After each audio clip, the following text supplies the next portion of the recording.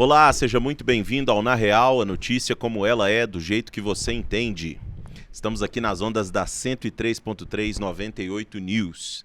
Você vê que hoje eu estou falando um pouquinho diferente, porque os temas serão muito sérios. Vamos debater no programa e no quadro Direto ao Ponto, temas muito sensíveis que acometeram a nossa sociedade e a sociedade global como um todo nessas últimas semanas e até meses.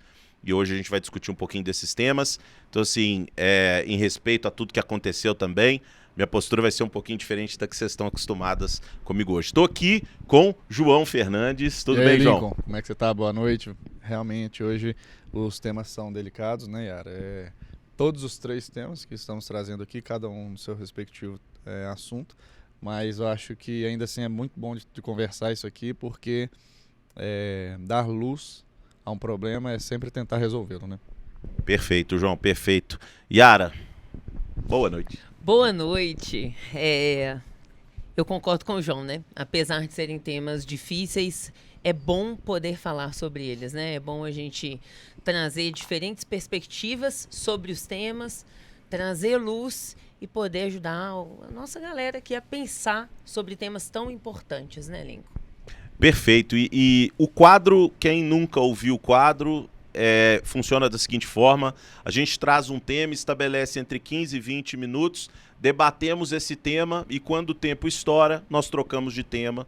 E esse que é o objetivo hoje do Direto ao Ponto. Então, para a gente começar, já de forma dinâmica, Yara vai trazer o primeiro tema para a gente, primeira discussão, primeiro fato ocorrido, que cabe ponderações. E, Yara, por favor, traga os detalhes para nós. Ótimo, Lincoln. Então, gente, hoje a gente vai discutir um pouquinho sobre os protestos que estão acontecendo em Londres. E o que fez a gente pensar sobre isso, a princípio, foi aquele caso da refugiada ucraniana, atacada também na Inglaterra, e aí depois a gente viu que, com as pesquisas, né, acabaram percebendo que o crime não tinha sido necessariamente por causa de xenofobia.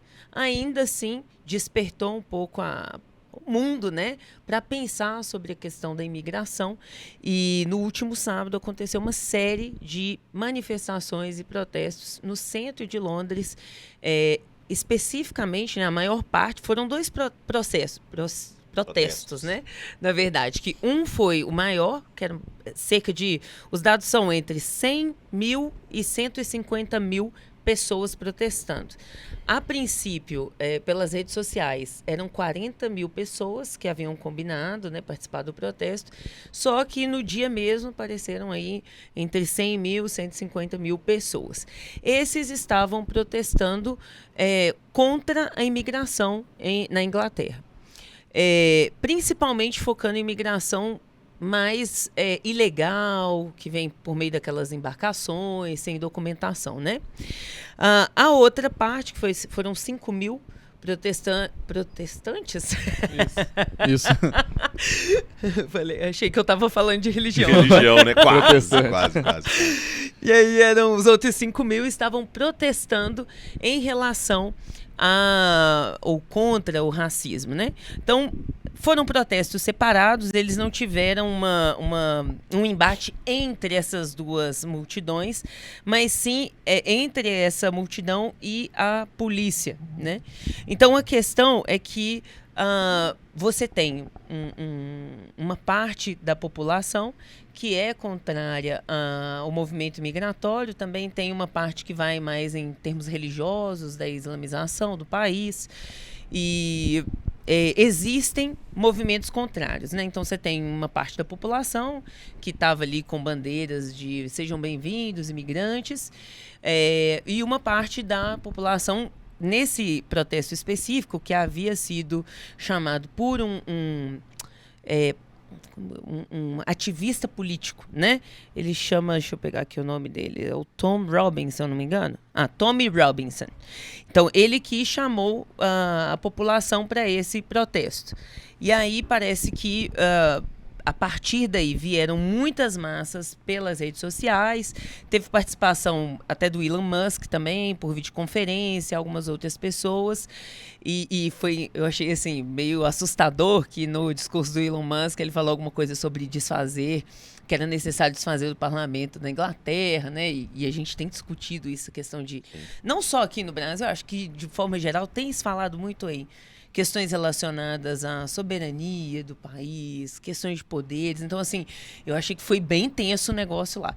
Então, talvez o que a gente pode discutir, de novo, né? Para mim, é o que eu sempre falo, eu não gosto muito da ideia contra e a favor.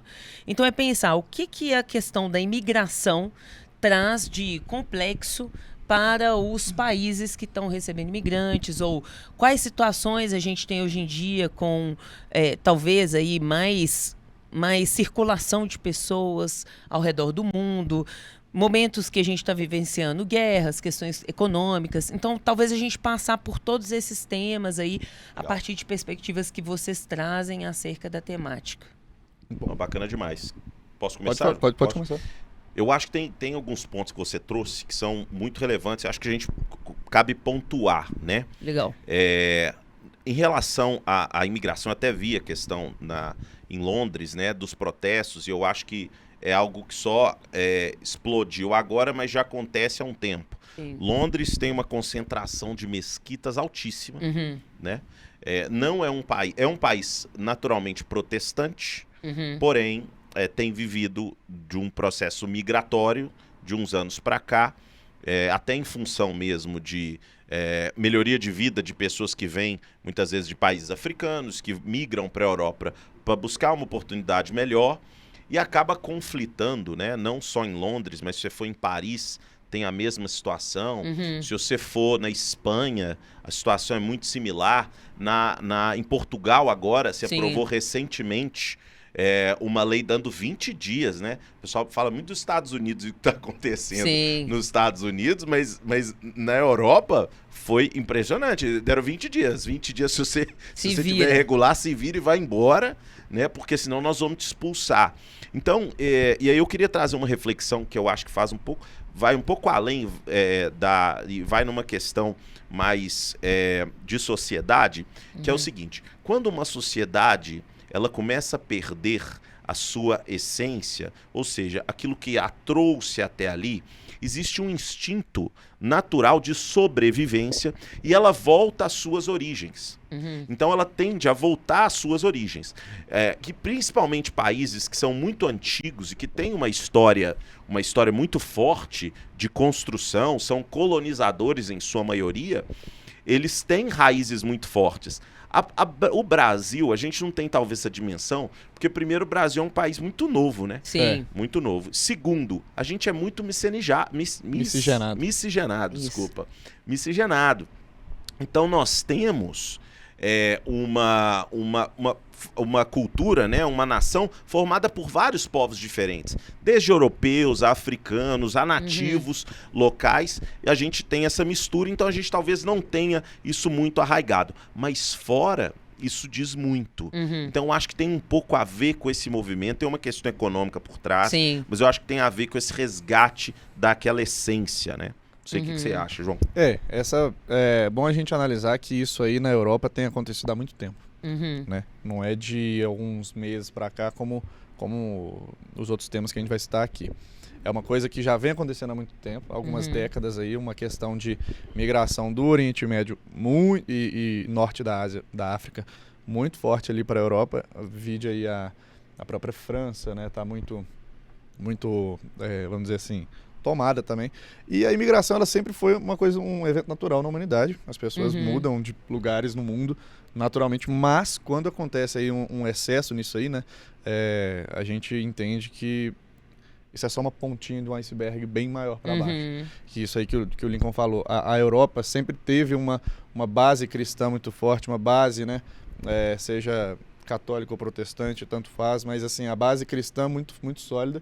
E aí a gente começa a entrar numa questão que aí, por isso que estava acontecendo um protesto contrário, né, falando de racismo e tudo mais, não tem nada a ver, mas que é o sentido de, peraí, as nossas bases a gente estava perdendo, né, porque vem muitos muçulmanos e acabam tomando muito.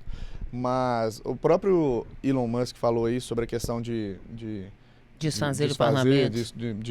Né, como é que é a palavra?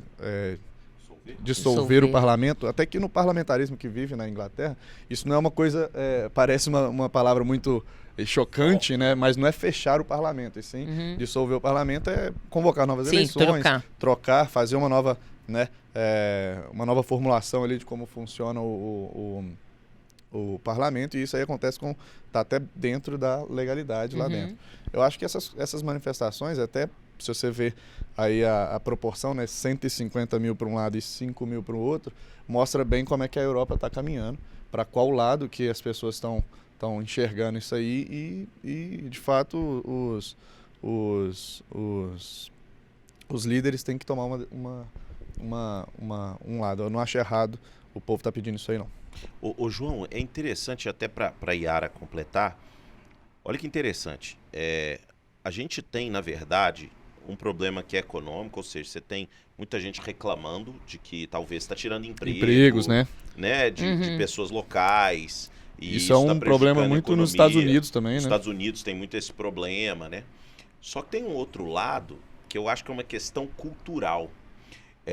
Você começa a ter um incremento de, por exemplo, criminalidade nesses locais.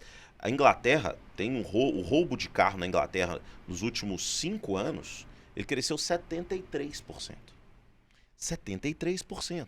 E aí você vira e fala assim, mas é por causa do pessoal que migrou? Não necessariamente. Não necessariamente.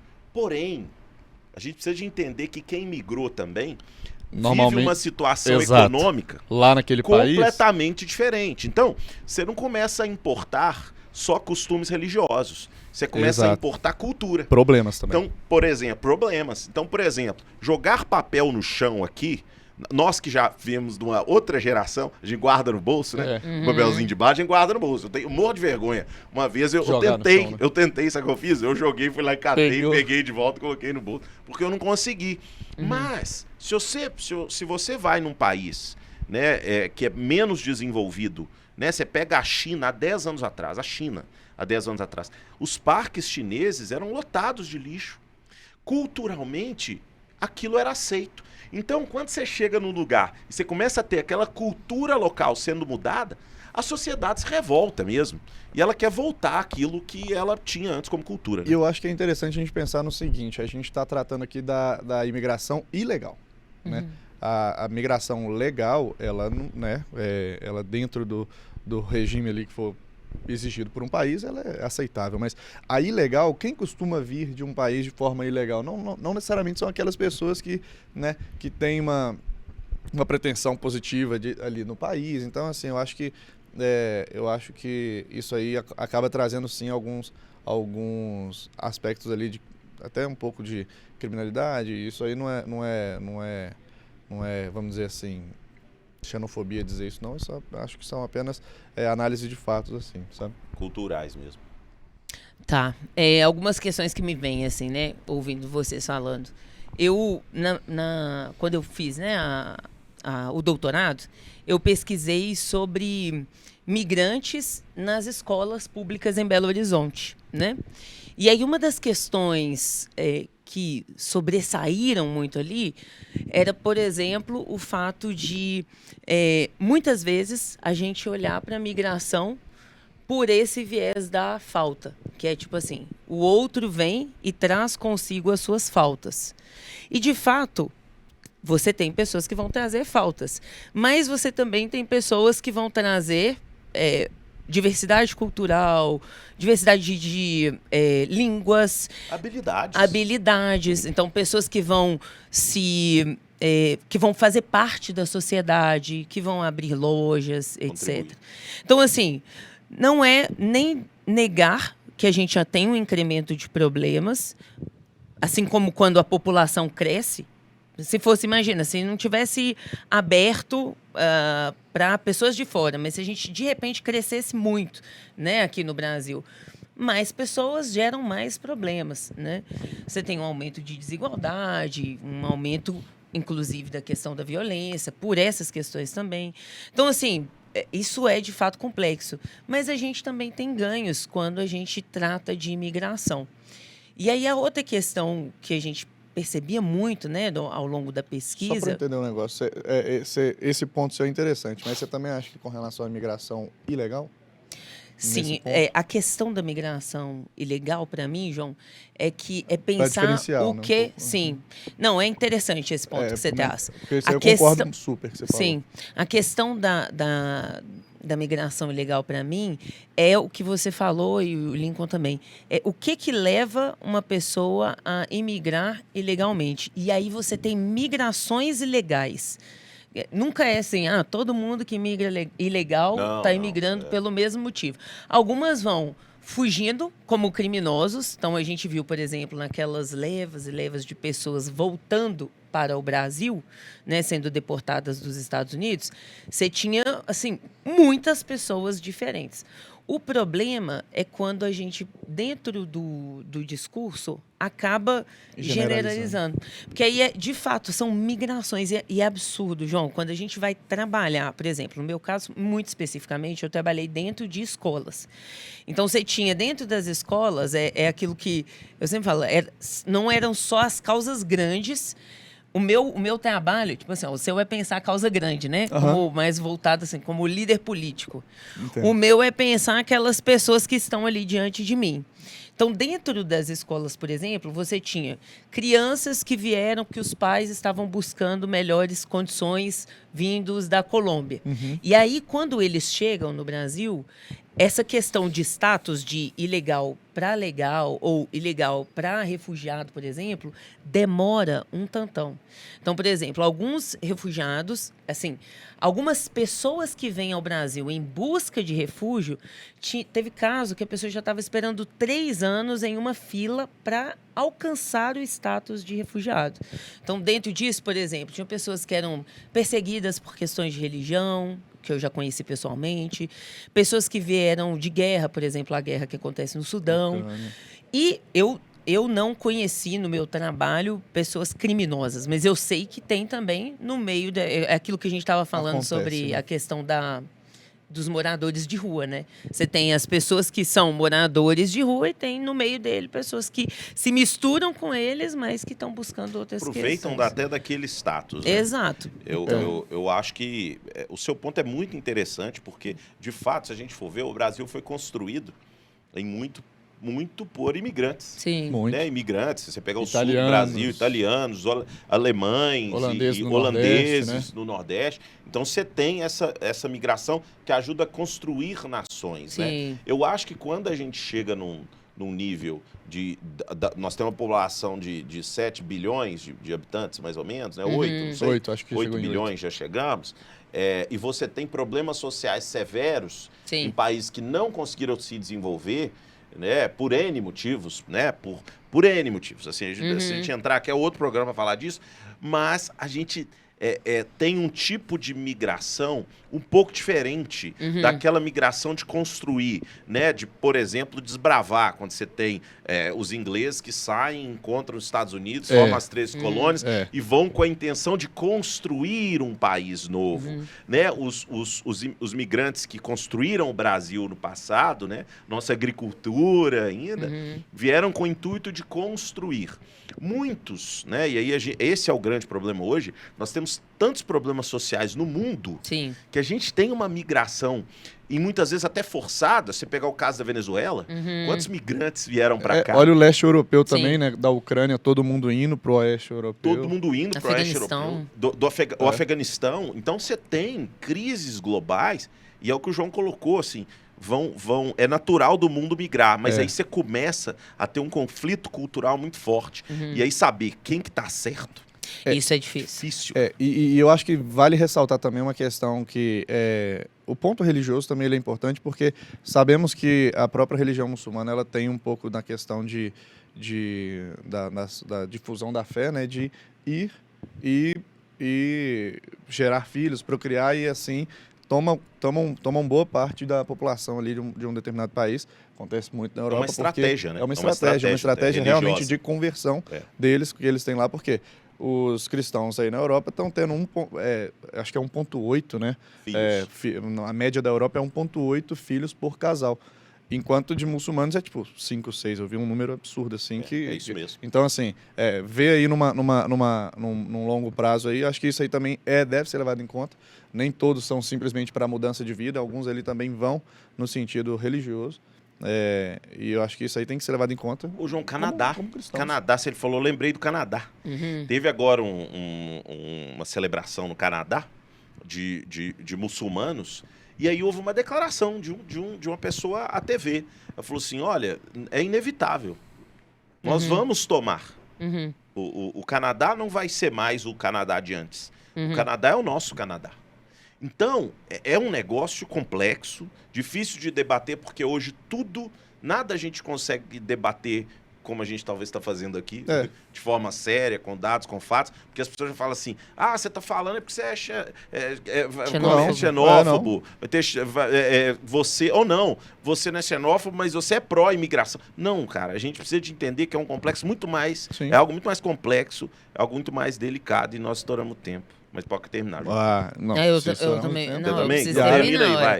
Termina aí, vai. Yara como detentora do assunto. Não, eu só ia falar que...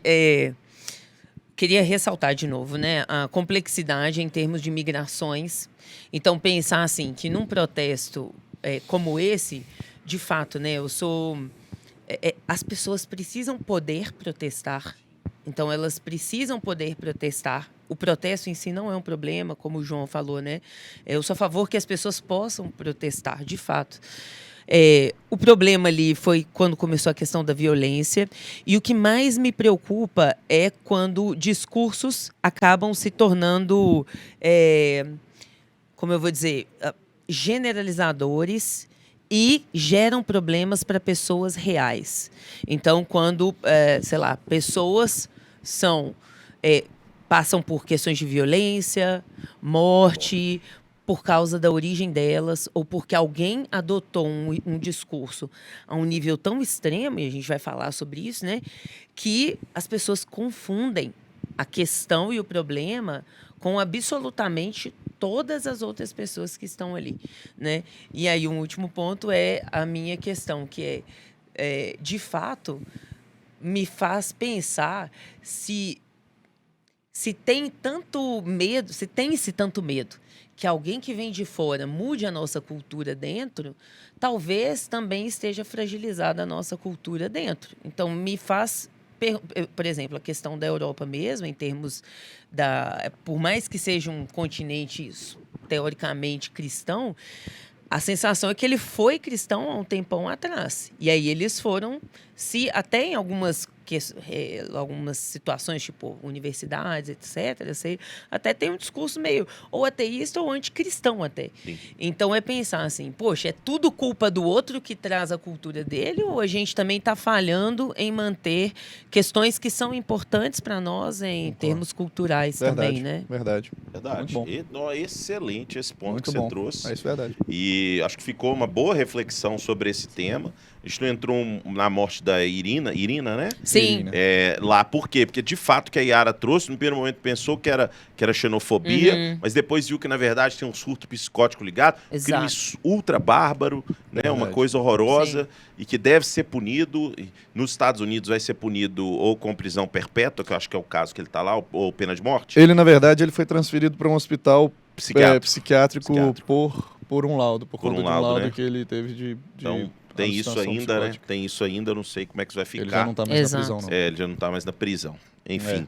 Mudando de tema, né, gente? É tenso isso, discutir isso. Mas vamos mudar de tema, João. Traz um pouquinho do seu tema. O seu tema é muito relevante, muito atual, muito polêmico também no fim do dia. E eu acho que vai até tocar um pouco na questão da Irina também, que a gente não conseguiu, às vezes, tratar tanto aqui.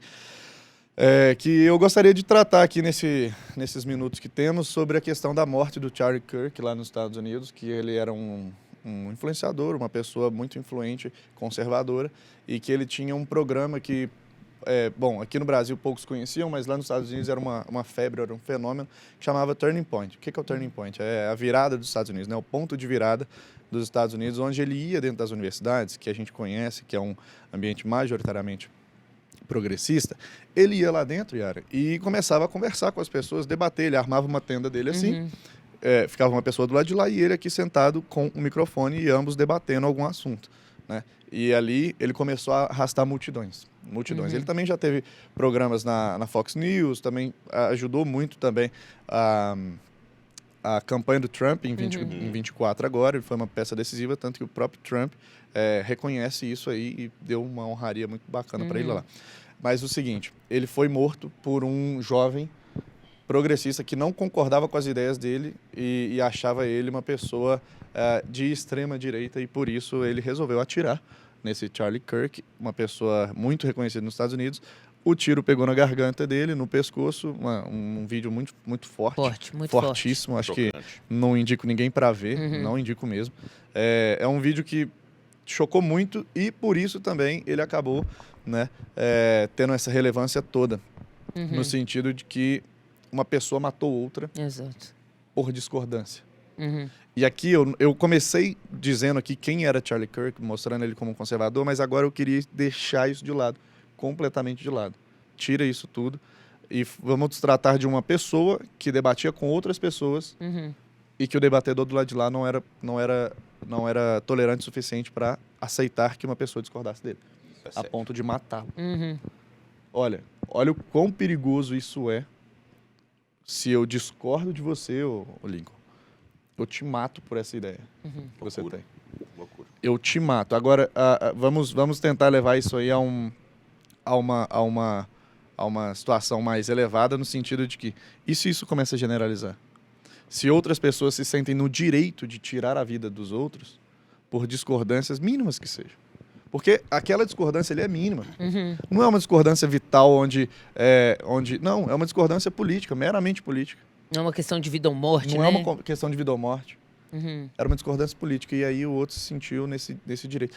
E aí eu começo a tocar no tema de que estamos vivendo um sistema, uma época de polarização muito grande. Muito grande. Mas até que ponto essa polarização ela é saudável para os dois lados? Para os dois lados. E aí a gente vê, Yara, por exemplo, os jornais dizendo, né? Como é que eles citaram nas jornais? Extremista de esquerda. Chamando o próprio Charlie de extremista. Nossa, a manchete. E não o extremista não foi o atirador. Né? Isso, aí a gente começa ativista de extrema direita. Exato. É morto. Aí eles foram lá e trocaram depois para ativista pró-Trump. É morto por a tiro. Tipo assim, a gente fica até um certo abismado com relação a isso. Eu queria ver o que vocês acham, o que vocês realmente acham. Isso aí me abalou muito, porque é uma coisa que eu também vivencio muito. Durante as manifestações, por exemplo, que eu também vou nas universidades aqui no Brasil. Isso aí me abalou muito, porque eu vi o que ele... na verdade, eu sempre soube o potencial assassino que existe lá num estudante que é extremamente ideologizado e muito extremista. Mas quando a gente vê acontecendo, a gente fica um pouco mais abalado, né? Isso aí me abalou muito, então eu vou me isentar um pouquinho disso aqui. Eu só trouxe o tema, queria que vocês debatessem para achar o tema, um ponto em comum que todo mundo poderia entrar num consenso aí de dizer, olha, isso aqui é errado por conta disso e disso e disso. Ou então falar assim, não, o cara estava certo porque eu acho que o outro era extremista demais. O que vocês acham disso? Yara. Eita, Yara. Posso começar com a Yara? Pode começar com a Yara. Posso.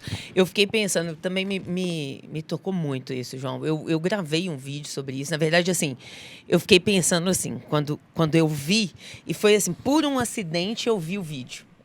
Os vídeos todos estavam tampando, né, a imagem. E aí alguém estava falando do que aconteceu e não tampou o vídeo. Cara, você, pra mim é um absurdo você... E assim, é triste que isso não acontece só ali, né? Mas é horrível a cena de você ver a vida se esvaindo de um ser humano, principalmente pensando os motivos disso, né? Tipo assim, é muito leviano você tirar a vida de alguém. E eu nem tô falando, é a família, não, tô falando, é um ser humano. Mesmo que não tivesse família, fosse um cara solteiro, é um ser humano. Então isso é muito chocante. E para mim, eu fiquei pensando assim, o que faz uma pessoa matar por uma questão que seja, sei lá, política, religião, que seja. E aí, pensando nesse caso especificamente, que é a questão da política, eu levantei uns pontos que eu fiquei pensando lá. Por exemplo, um deles, para mim, João, é a questão da confusão entre identidade e discurso. Então, quando as pessoas não sabem diferenciar o ser humano do discurso. Então, por exemplo, eu tenho certeza que se eu e o João, que estamos aqui, né, sentados, formos discutir vários temas, a gente vai ter discordância. Sim. Mas eu olho para o João e vejo um ser humano. É um ser humano. E quem é esse ser humano? E o que ele acredita não pode ser confundido, né? Então, obviamente, nós tomamos decisões e participamos na sociedade de acordo com aquilo que a gente acredita.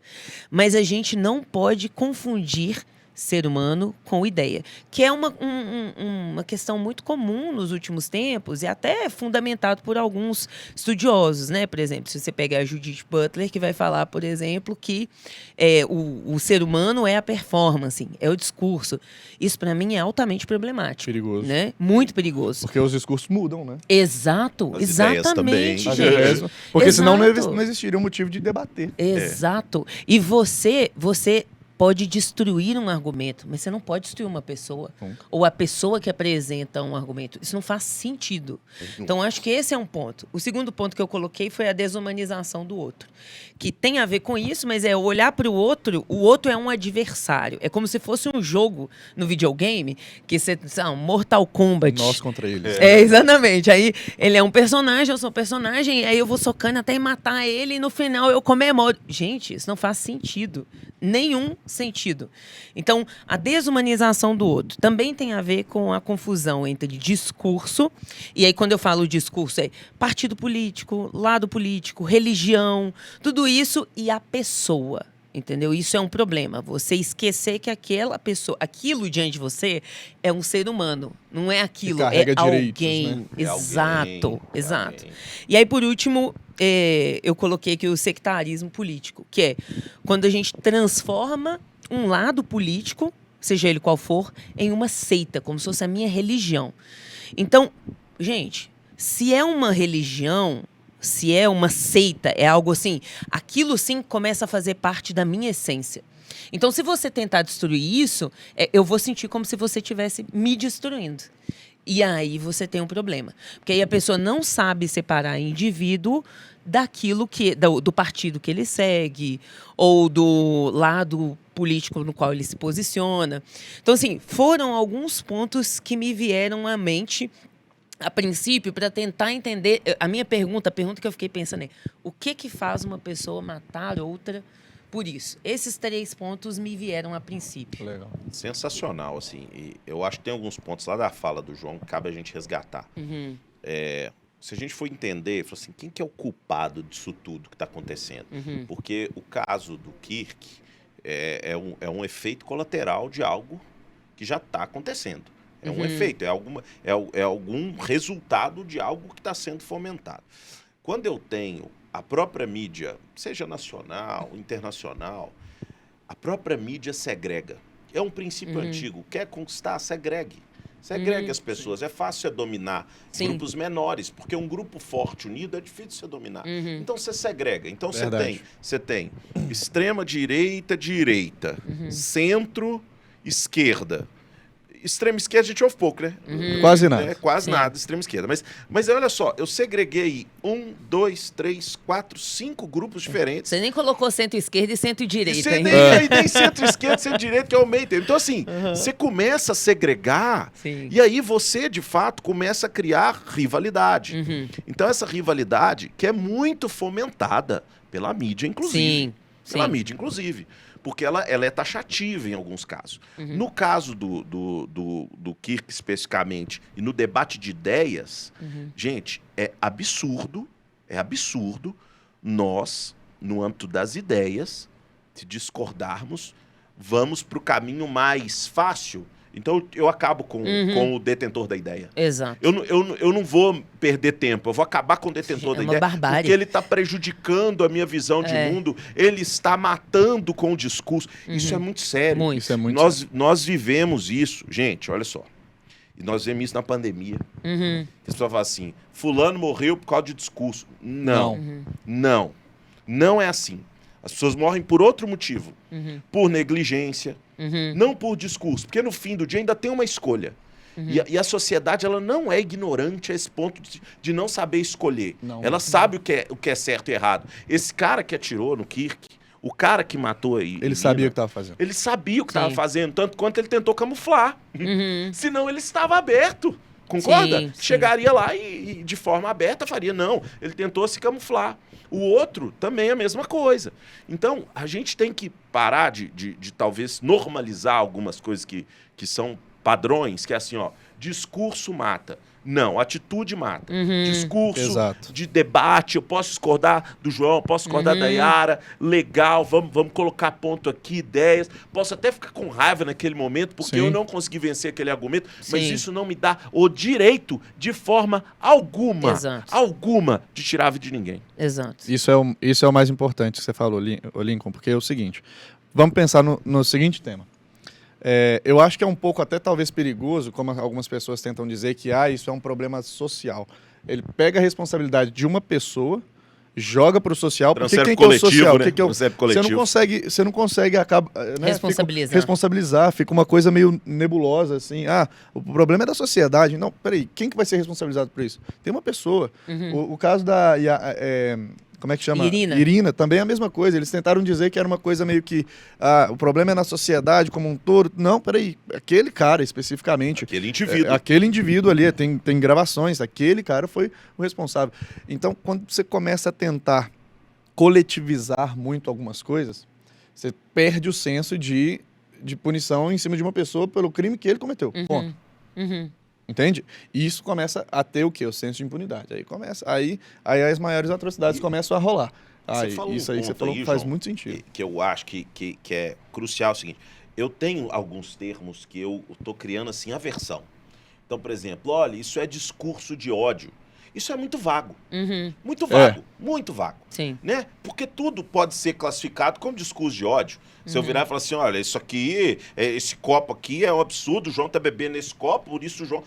Não é bem assim. Quando a gente começa a generalizar tudo, a gente não individualiza. É igual racismo. Se tudo é racismo, nada é racismo. Uhum. Se tudo é violência doméstica, nada é violência E se doméstica. existe um racismo estrutural, aquele indivíduo ali não está sendo racista, é a estrutura da sociedade. E aí você começa a achar justificativas e aquelas pessoas que cometem os crimes começam a se justificar. Porque existe, né, quando a gente trata de temas anticorrupção, que é a minha especialidade, né, falar disso, existe um triângulo da fraude.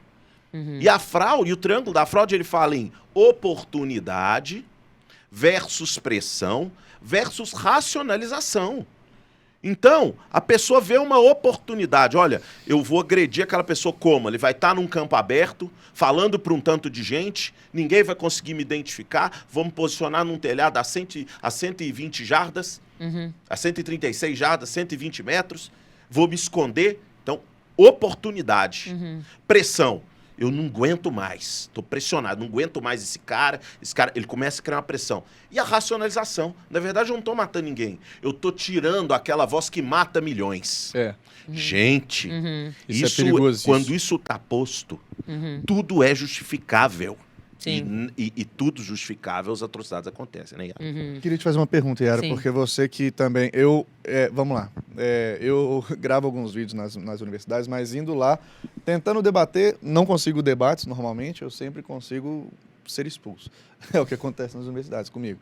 Mas você do lado, como uma pessoa do corpo docente, né, que participa aí da universidade por dentro, vamos dizer assim, o que você enxerga no sentido, eu queria te perguntar, existe mesmo, é uma narrativa da direita, que às vezes eu não enxergo, ou existe de fato uma questão de dessensibilização dos estudantes em relação a uma pessoa que não concorda e outra?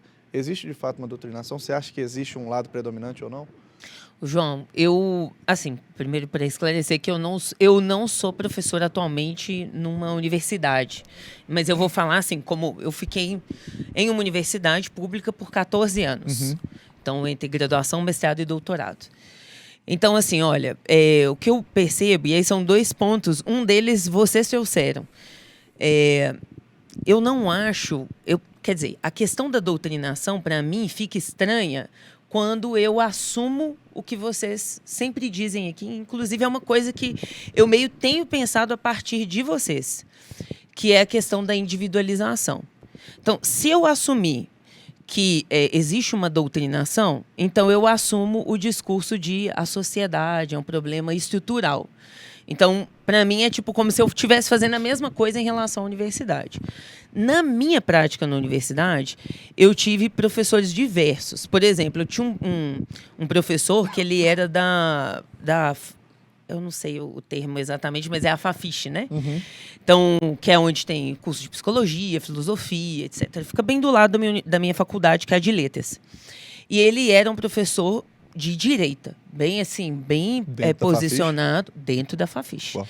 E eu lembro que ele trouxe, eu assisti essa palestra, inclusive, ele trouxe um teólogo filósofo para falar sobre a questão do self, da teoria do self. Foi muito interessante, assim, para mim. Na verdade, eu fui para esse evento pensando assim, nossa, em algum momento vai ter um debate acalorado e tal. Mas, assim, na verdade, foi bem interessante, sabe? As pessoas fizeram perguntas, tinham questões, assim, delicadas. Sabe aquelas perguntas que deixam você meio assim, nossa, agora vai dar problema e tal? Mas não deu, nesse caso específico. Mas eu também já fiz algumas intervenções na universidade, do tipo assim, eu já fiz algumas perguntas que quando eu fiquei com medo, em algum momento, de parecer estar falando uma coisa diferente, que é um medo que eu sinto em diferentes contextos. Por exemplo, quando eu converso, eu já contei aqui pro pessoal, né, que a minha família é assim, o meu pai é bem direitão, minha mãe é bem esquerdona. E aí eu fico lá no meio, assim, para meu pai eu sou uma doutrinada na universidade. Já falei pro João que meu pai falou isso, né? É verdade, ele me falou uma mesmo. doutrinada da universidade. Para minha mãe eu sou uma, como é que ela fala? Bolsominion enrustida. Ela usou essa expressão. Então assim, pra você ver meu lugar. Yara entre dois mundos. Exato, exato. Na universidade eu era universitária crente. Aham. Então, eu sou protestante, cristã protestante, muito ativa. Eu sou muito ativa na igreja, sempre fui. Então, na universidade, eu era crente. Então, as pessoas falam, Yara, você como crente, o que você acha que era assim? Começava Visão assim. de crente. Exato. Só que na igreja, eu era feminista. Olha só. Tipo assim, era muito louco, porque eu nunca me posicionei como feminista, assim, tipo, eu sou feminista e tal. Mas eu acho que é, tipo assim, o fato de estar na universidade, de Não fazer se opor. mestrado, doutorado, talvez a pessoa, ela com certeza é feminista, né? Então, assim, eu sempre estive nesse não lugar, sabe? Então, eu acho que, eu acho que sim, tem professores que te colocam nesse lugar de ter medo de falar.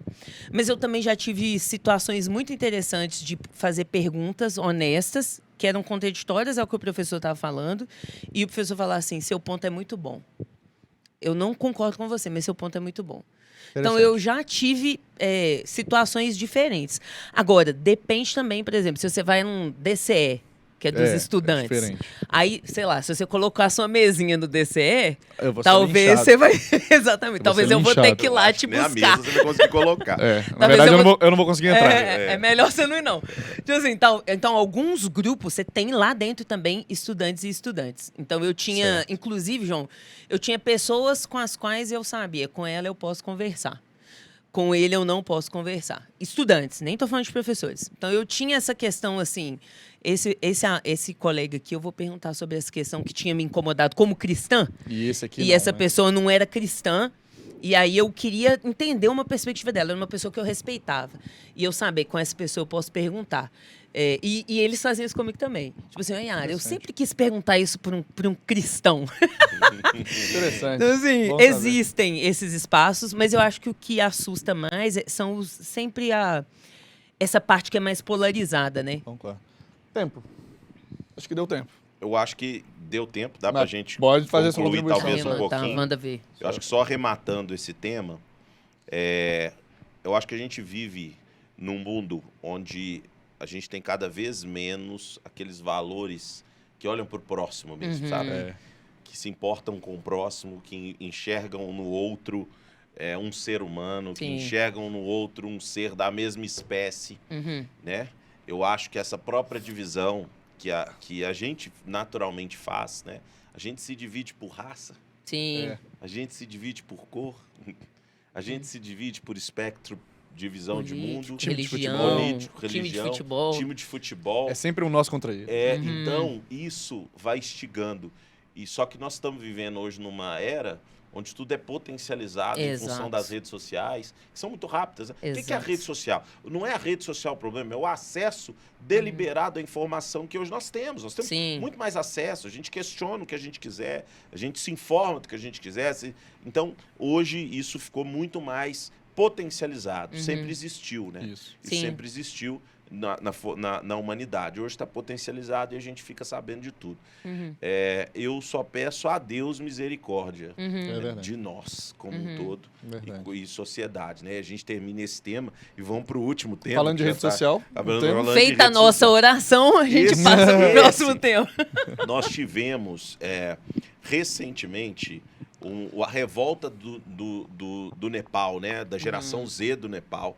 E eu queria trazer uns pontos aqui para o pessoal de casa entender, porque fica longe, né? Fica distante daqui, e a gente talvez não tenha dimensão do que acontece fora. Quem nunca teve oportunidade de ir a outro país, a um país no continente africano, a um país no continente asiático, talvez não enxergue de forma muito clara, né?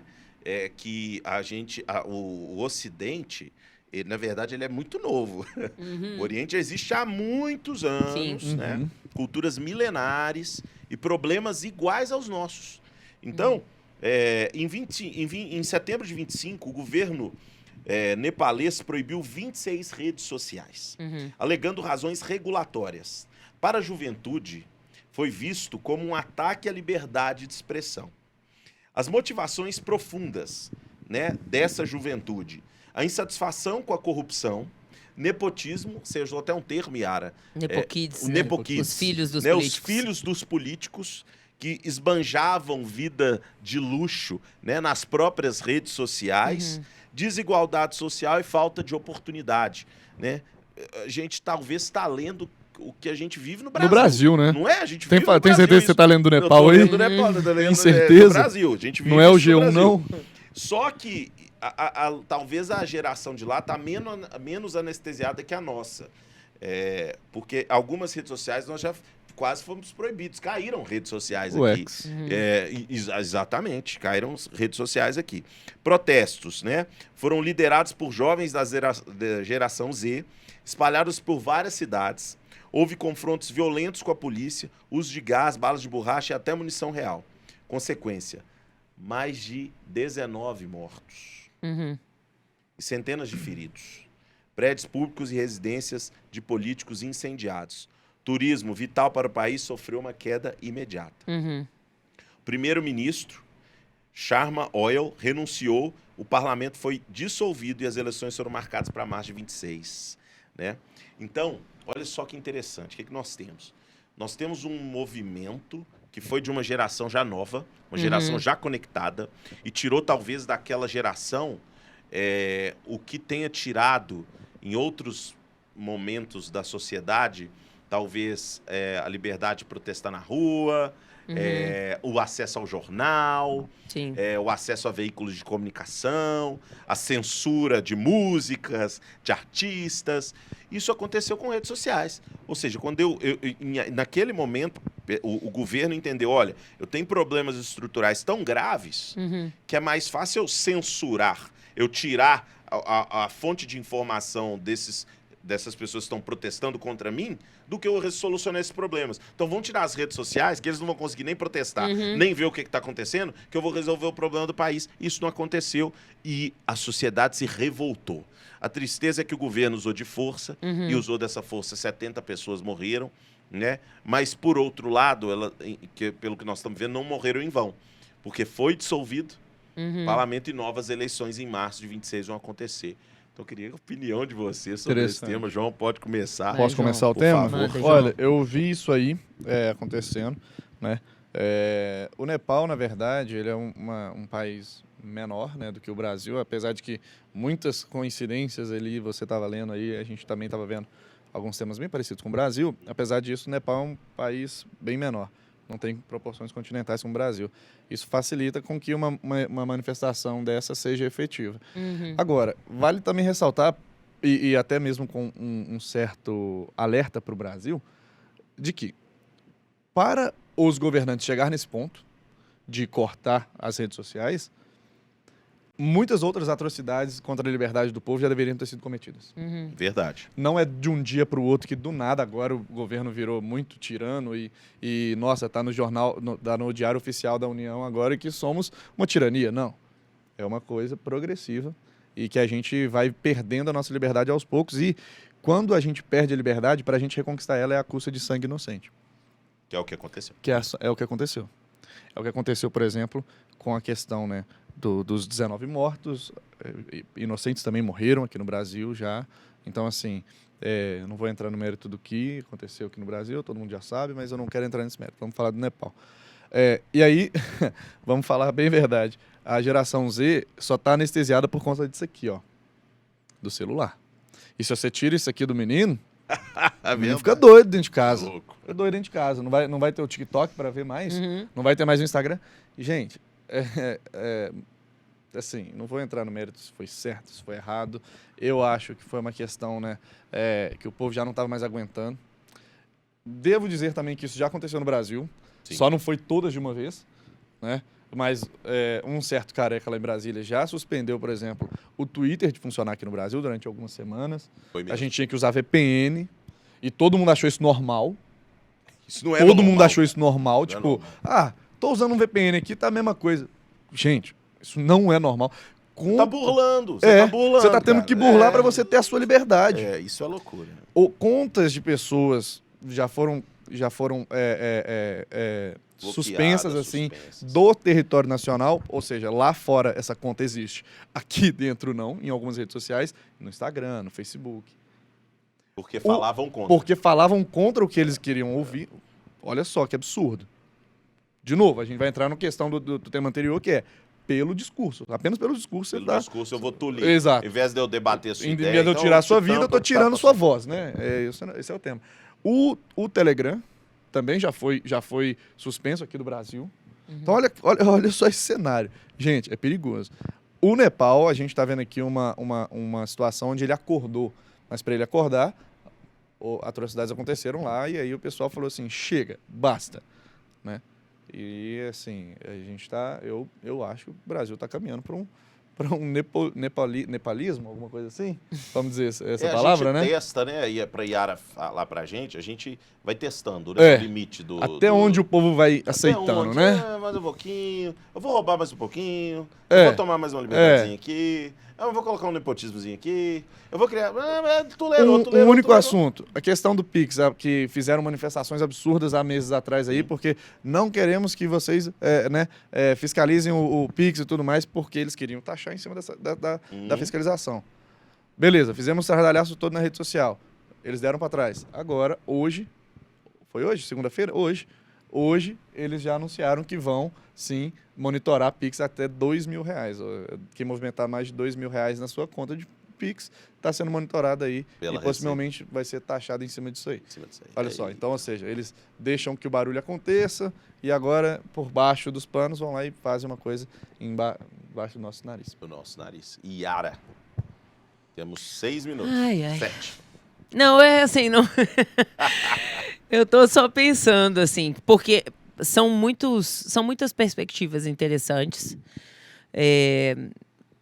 Para mim é inadmissível você fazer algo desse tipo. Por exemplo, quando eu penso que existem protestos acontecendo, protestos legítimos acontecendo contra o governo que está lá, e aí você vai e cancela todas as 26 redes ou 29 redes sociais, né? Isso é um problema. A questão no Brasil, que ainda me gera muita dúvida, e aí por isso a minha hesitação inicial, né? É muito aquilo que a gente falou no programa que a gente comentou sobre isso, né? É a questão de como que a gente... Para mim ainda é difícil lidar com as redes sociais totalmente abertas e meio que terra sem lei. Eu fiquei considerando muito o que você trouxe naquela discussão sobre a questão das criminalizações já existentes. Então, eu fiquei pensando assim, eu saí daqui aquele dia pensando, então, como é que a gente faz as pessoas terem mais acesso ao que elas podem, por exemplo, acho que aqui aconteceu um crime. Aonde elas vão, como que elas têm acesso à justiça para isso. Então, assim, eu saí daqui muito pensativa. E hoje, ouvindo, né, essa questão, por exemplo, se eu penso isoladamente, se eu pensar a questão do Nepal em si, desconsiderando, por exemplo, se eu pensasse isso independente do que o João trouxe agora, para mim é inadmissível. O pessoal vai protestar contra o governo e o governo, não, manda todo mundo calar a boca e tira as redes sociais. Isso para mim é inadmissível. Aí, quando eu penso na questão que o João traz, eu já não consigo pensar assim. Tipo, isso é inadmissível. Eu ainda estou num caminho de reflexão sobre a questão da regulação no Brasil. Então, assim, sendo bem honesta, Sim, eu não tenho um ponto tipo assim, não, João, eu acho que o que você acabou de falar não faz sentido nenhum. E também não tem, nossa, João, concordo com você 100%. Para mim, ainda tá naquele estímulo de construção, sabe? Eu tenho medo sobre, ou sei lá, apreensão, talvez seja a melhor palavra, de uma internet totalmente free. Tipo assim, eu faço o que eu quiser, eu falo o que eu quiser. E aí, não, mas algumas coisas já são criminalizadas, é só sei lá na justiça. Isso para mim ainda não ficou assim muito, mas como que é isso assim? Eu não consegui assentar isso ainda. Mas ao mesmo tempo, pensando isoladamente, né, não pensando no caso do Brasil, mas pensando no caso lá do Nepal, uma coisa deliberada do tipo, olha, vocês estão protestando contra a gente não quer, a gente vai permanecer esse governo e calar a boca, não faz sentido para mim. Tipo, não tem eleição, não sei. Esse ponto foi super interessante e talvez cabe algumas reflexões muito rápidas. Assim, aconteceu, se você for ver no período eleitoral brasileiro, você teve o cerceamento. Censura. Censura. Do que a população poderia ter acesso ou não. O problema da censura, o problema do bloqueio, o problema do não acesso, o problema da regulação, sempre vai ser quem é o regulador. Quem é o dono da verdade. Então, dentro de casa, né, com os meus filhos, na minha função de pai, sou eu aquele que dou o caminho, dou a direção. Numa sociedade, aquela pessoa investida daquele poder capaz de, naquele momento, definir e tutelar o que é bom para o João, o que é bom para a Yara, o que é bom para o Lincoln e o que não é bom, esse é o grande ponto e o grande dilema. Na verdade, de tudo. O dilema é esse, assim. Quem vai regular? Quem vai dizer o que é verdade? Quem vai dizer o que é mentira? Quem vai dizer, por óbvio, e o que a gente trouxe aquele dia, algumas coisas que já são notadamente crimes, existe uma forma de se tirar mais rápido? Então, acho que esse que é o grande ponto, né? Porque a rede social traz uma grande exposição, mas se a gente for trazer para um contexto da inexistência de redes sociais, sempre existiu ofensa. Só que em proporções menores. Sim. Porque ela era local, ela era de bairro. Né? Quem já não viu, fulano criou uma mentira. Fulano, a fofoca do bairro, não era a fofoca do bairro? Exato. Né? Fulano pegou ciclana, né? Era essa só tá grávida do fulano. Tá grávida do fulano, muitas vezes, coitado. O fulano nem sabendo, nunca viu a mulher. Ficou sabendo pela fofoca. Tá sabendo pela fofoca. Então a gente acaba, eu acho que esse é um ponto central. Uma discussão que não é para hoje só, não no programa, mas é uma questão assim, se formos limitar a liberdade, quem é o limitador? Quem é o ponto de equilíbrio? Esse é o grande ponto. Nós nunca demos esse poder para o Estado, né? De dizer, uma coisa é o pai, uma coisa é o pai mandar no filho e nas filhas. Outra coisa é o Estado de achar que é pai ou mãe de alguém e querer mandar. Porque o Estado sempre vai ser o indivíduo, em algum momento. Em algum momento vai ser um indivíduo. Vai ser um indivíduo representando o Estado também, do mesmo jeito que a gente generalizou, colocar a culpa no Estado é muito simples. E é muito tranquilo. Sim. Então não é o Estado, né? É alguém. Alguém em nome de. Alguém em nome do Estado traz justiça, alguém em nome do Estado traz regulamentação, alguém em nome do Estado traz benefício social. Então, acho que esse que é o ponto. E nós estamos 50 segundos. Dá um tchau pro povo. Tchau, pessoal. Boa noite. Aí, agradece aí. Ó, Temas bons, temas importantes de serem tratados. Eu acho que a gente trouxe aqui com bastante clareza e pontos diferentes de visão. Esse que é o principal aqui Na Real. Espero que você de casa tenha ficado um pouco mais engrandecido com o debate. Muito bom. Yara? Até a próxima. Nosso Na Real é uma alegria estar aqui, Lincoln, com você, com o João e com o Jader, que não está aqui com a gente hoje. Jader fez falta hoje. Com certeza. E com certeza ia ter temas polêmicos também, Exato. pontos de vista polêmicos. Mas, pessoal, muito obrigado. Esse foi o Na Real de hoje, quadro direto ao ponto. Nos sigam nas redes sociais. Lembre, 98 News 103.3. Na Real, a notícia como ela é, do jeito que você entende. Até a próxima. Fica com Deus.